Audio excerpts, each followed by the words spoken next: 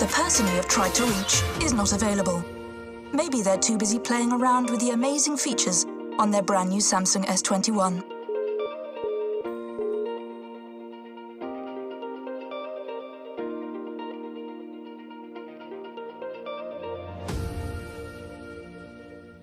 Hi, I'm Logan Dodds, a registered plumber who's made a living filming my adventures.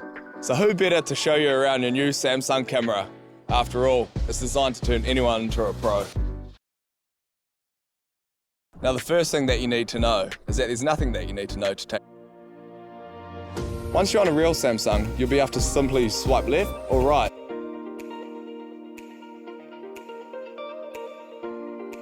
Now the first thing that you need to know is that there's nothing that you need to know to take great shots. You just point and shoot.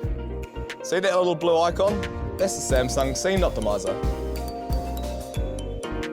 See the icon change? It recognises what you're taking a photo of and adjusts the settings to get the best results. But let's just say you want a bit more control.